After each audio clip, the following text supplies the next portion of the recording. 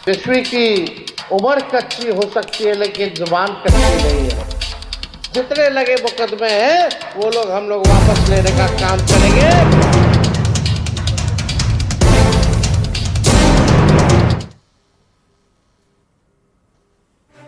नमस्कार, सुबह के 10 बजने को है, वक्त हो चला है अपना बिहार का। मैं हूं शुभे मिश्रा आपके साथ और बुलेटिन की शुरुआत करते हैं। बिहार में चुनावी साल के एजेंडा में ताड़ी की एंट्री हो गई है। सबको पता है कि ताड़ी से नशा होता है और बिहार में शराब बंदी है। शराब और नशे के खिलाफ सरकार और जनता लंबे वक्त से लड़ाई लड़ रही है और ऐसे में नेता प्रतिपक्ष तेजस्वी यादव के इस बयान ने उनकी सरकार बनने पर वो शराबबंदी कानून में सुधार कर ताड़ी से रोक हटा देंगे। सियासी गलियारे में इसने सवालों के कई तीर छोड़ दिए हैं। अहम सवाल तो ये है कि क्या राष्ट्रीय जनता दल नशाबंदी खत्म करना चाहता है? उम्र कच्ची हो सकती है लेकिन जुबान कच्ची नहीं है। जितने लगे मुकदमे हैं वो लोग हम लोग वापस लेने का काम करेंगे।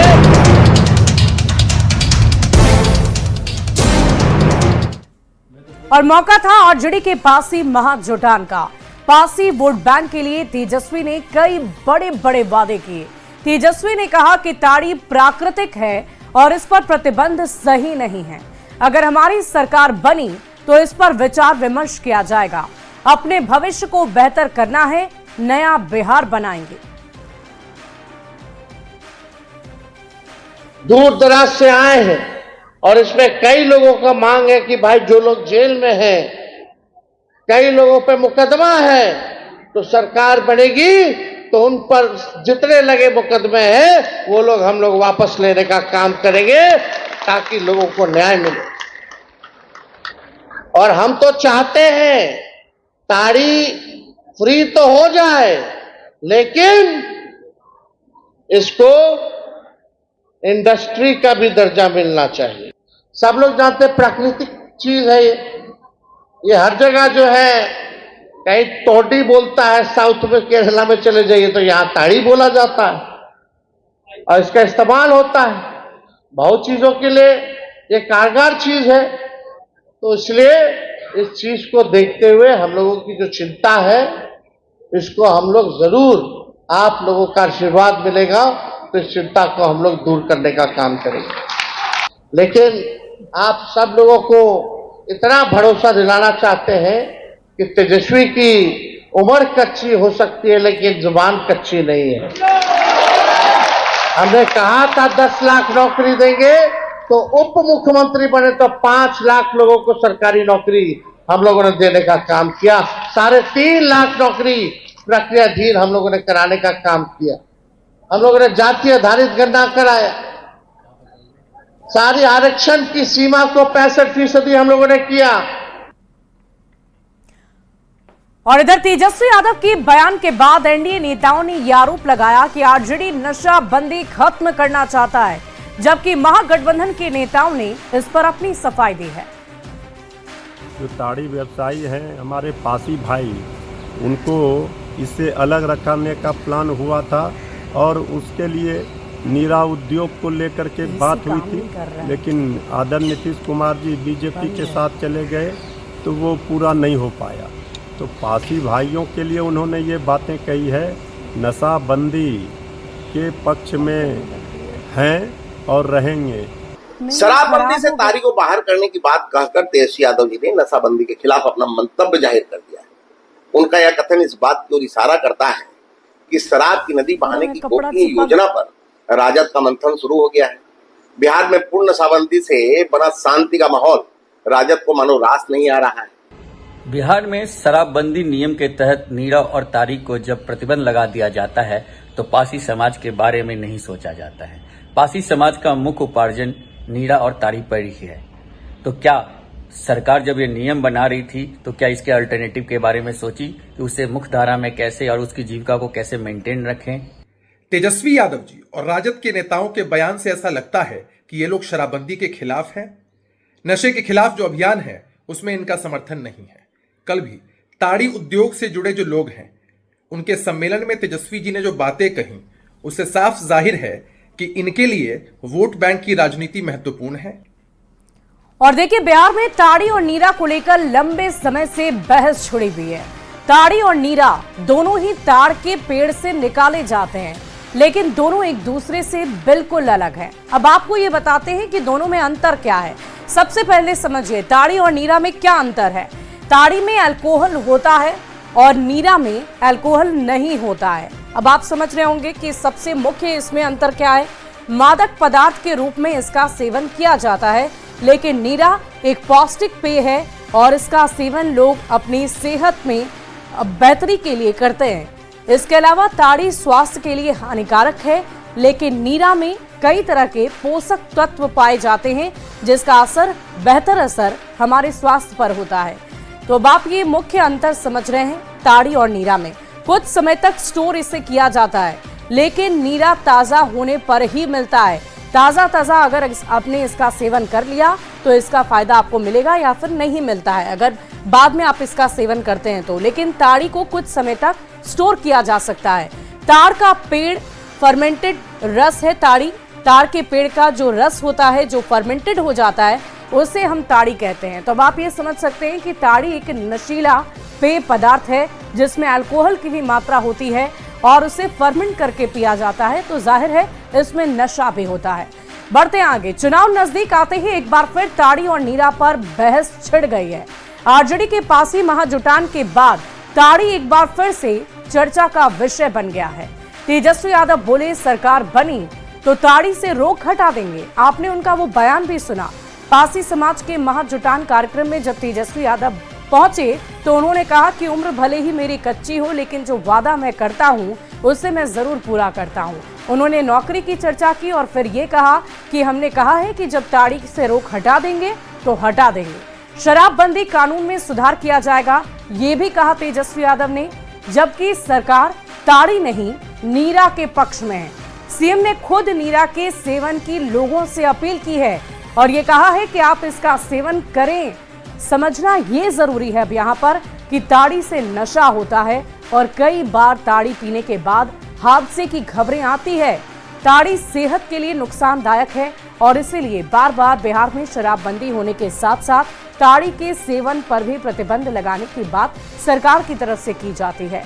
जबकि नीरा अमृत है और अगर ताड़ी से रोक हटती है तो क्या ये नशाबंदी के खिलाफ नहीं होगा, ये भी एक बड़ा सवाल है। लेकिन इन सब के बीच आपको बता दें कि तेजस्वी यादव इसको लेकर भी सियासत कर रहे हैं और लगातार उनकी तरफ से ये कहा जा रहा है कि अगर उनकी सरकार बनती है तो शराबबंदी के खिलाफ तो जाएंगे ही, साथ ही साथ ताड़ी पर जो रोक लगाई जाती है या लगाई गई है उससे भी वो लोगों को मुक्त करा देंगे। ऐसा वादा वो चुनाव से पहले कर रहे हैं। तो आप ये समझ सकते हैं कि हर एक मुद्दों को लेकर बिहार सरकार के साथ साथ विपक्ष भी एक एक मुद्दों को लेकर जनता के बीच जा रहा है। एक एक जातीय समीकरण को साधने की कोशिश की जा रही है। एक एक मुद्दों को जनता को गिनवाया जा रहा है जिसके तहत वो लोगों को अपनी ओर आकर्षित कर सके।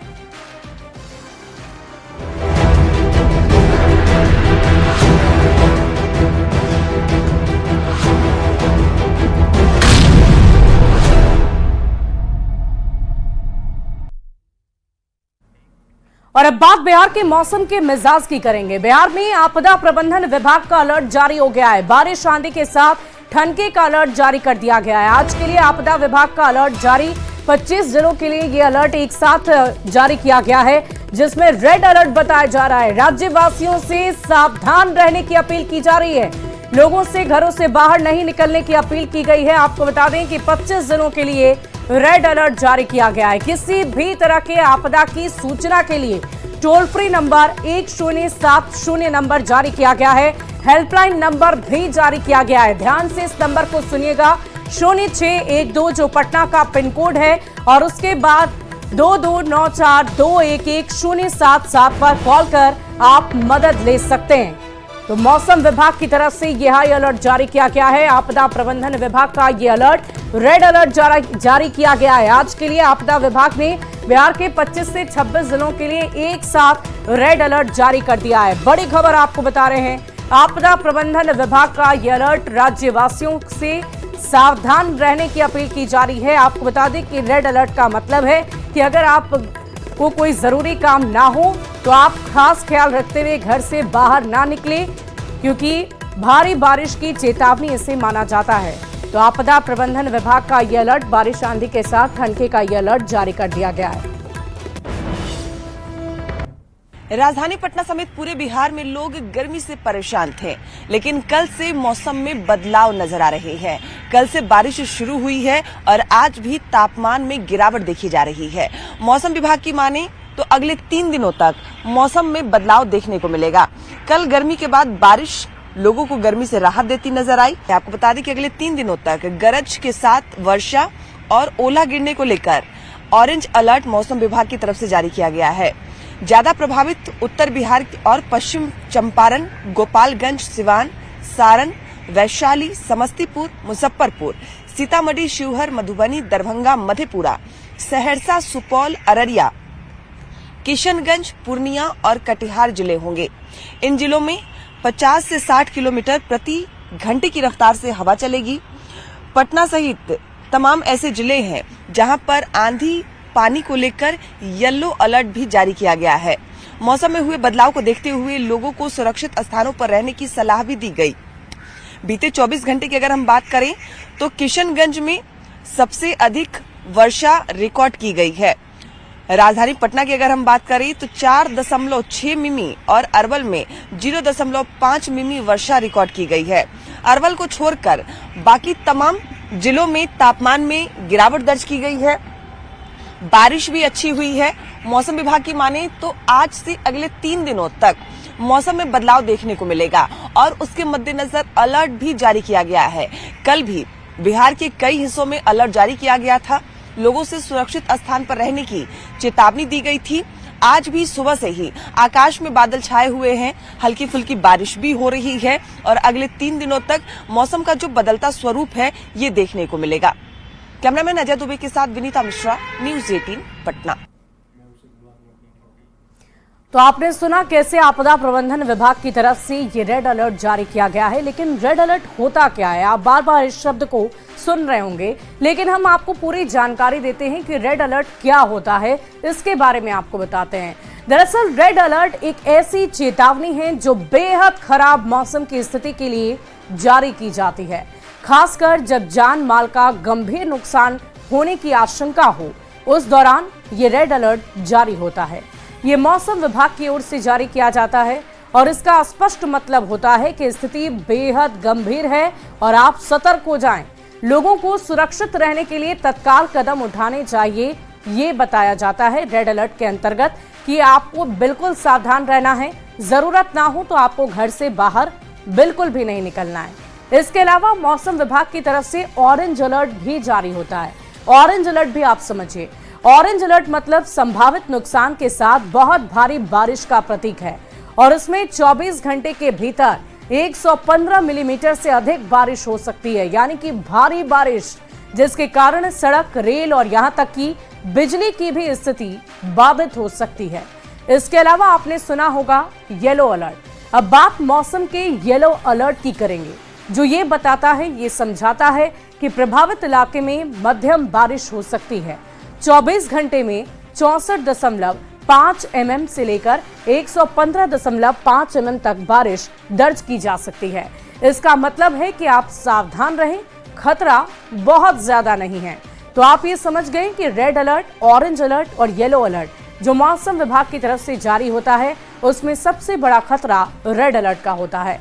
और देखिए, कल से ही बिहार के कई इलाकों में मौसम बेहद खराब है।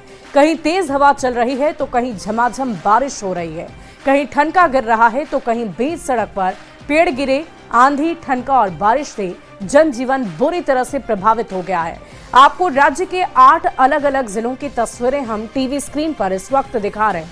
इन तस्वीरों को देखकर आप समझ सकते हैं कि मौसम में हुए इस बदलाव से लोग कितने ज्यादा परेशान हो गए। तो पहली तस्वीर हम आपको पटना से दिखा रहे हैं, दूसरी बगहा, तीसरी वैशाली, आरा, गोपालगंज, दरभंगा, मोतिहारी और सिवान की ये अलग अलग तस्वीरें आपकी टीवी स्क्रीन पर आप देख पा रहे हैं। मौसम की वजह से लोगों को कितनी परेशानी आवागमन में हो रही है, वो तस्वीरें हम आप तक पहुंचा रहे हैं। तो इसलिए न्यूज 18 भी आपसे ये अपील करता है कि आपदा प्रबंधन विभाग और मौसम विभाग की तरफ से रेड अलर्ट जारी हुआ है, इसलिए आप खुद को और अपने परिवार को सुरक्षित रखें। और इधर लोक गायिका नेहा सिंह राठौर एक बार फिर विवादों में है। लखनऊ के हजरतगंज थाने में उनके खिलाफ मुकदमा दर्ज हो गया है। नेहा सिंह राठौर ने पहलगाम आतंकी हमले को लेकर एक सरकार पर सवाल खड़े करते हुए कई वीडियो शेयर किए। उनका बयान पाकिस्तान में वायरल हुआ और इस पर बिहार के अल्पसंख्यक कल्याण मंत्री जमा खान का कहना है कि जो भी दोषी होगा उस पर सरकार कार्रवाई करेगी। किसी को भी विवादित बयान देने से बचना चाहिए। तो बड़ी खबर आपको बता रहे हैं, फिर से विवादों में नेहा सिंह राठौर। आपको बता दें कि आतंकी हमले के बाद नेहा सिंह राठौर ने विवादित बयान देते हुए कई सारे वीडियो सोशल मीडिया पर पोस्ट किए और ये काफी चर्चा का विषय बन गया। यहां तक कि ये वीडियो पाकिस्तान पहुंचा और वहां भी सोशल मीडिया पर काफी वायरल हो रहा है और ऐसे में कहा जा रहा है कि उनके ऊपर कार्रवाई की जा सकती है। जो भी दोषी होगा उस पर सख्त कार्रवाई होगी। नहीं, देखिए बयानबाजी से बचना चाहिए, मगर जो गलत है उस पर कार्रवाई होनी चाहिए, जो भी हो। देखिए सबसे बड़ी कोई भी धार्मिक ग्रंथ है, धार्मिक या जो भी विद्वान रहे हों, महापुरुष रहे हों, सबने इस बात भाईचारा मोहब्बत की बातें की है। निश्चित तौर पर मैं भी कहूँगा कोई ऐसे शब्द का प्रयोग न करे जिससे किसी को नुकसान हो। जो गड़बड़ हो, गलत हो, उस पर तुरंत कार्रवाई होनी।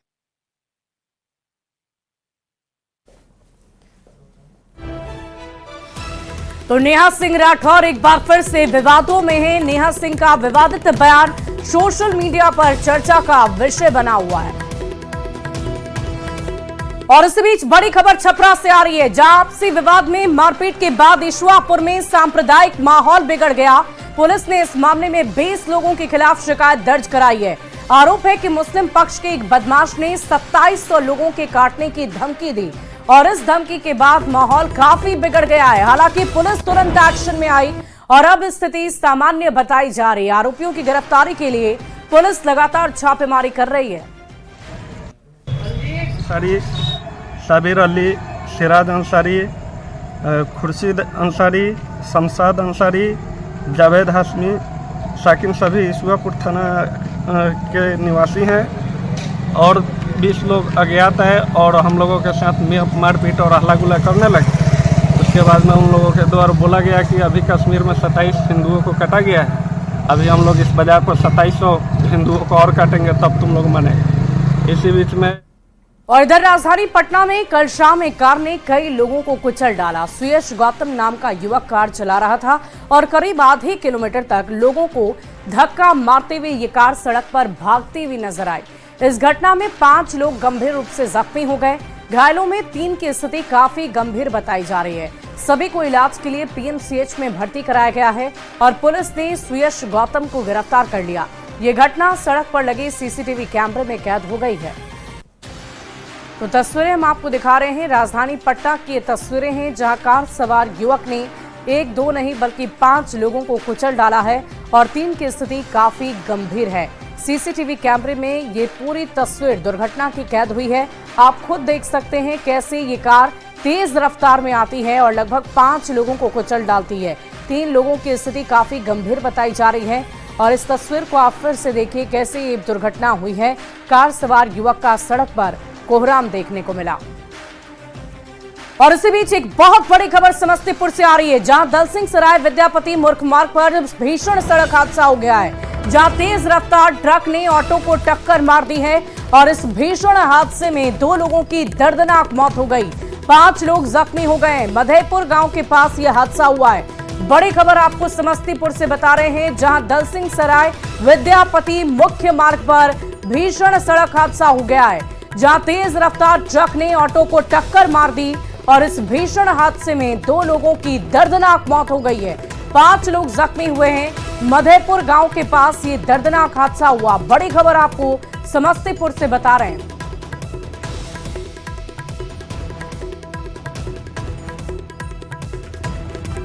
और इसी बीच मुजफ्फरपुर से बड़ी खबर आपको बताएं, जहां ब्रह्मपुरा के चांदनी चौक के पास एक तेज रफ्तार ट्रक रेलिंग तोड़ते हुए दुकान में घुस गई है।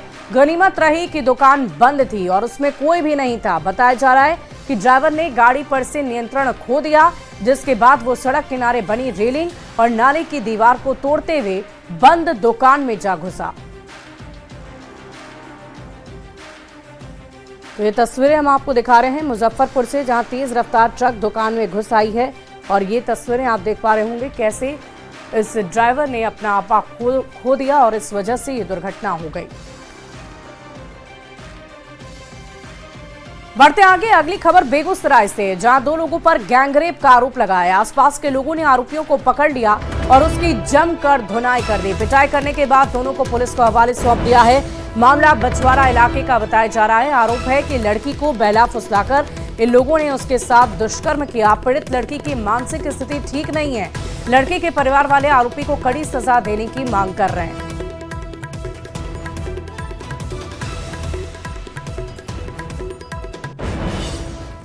और फिलहाल इस बुलेटिन में अभी के लिए बस इतना ही। आगे देखिए जोहार झारखंड।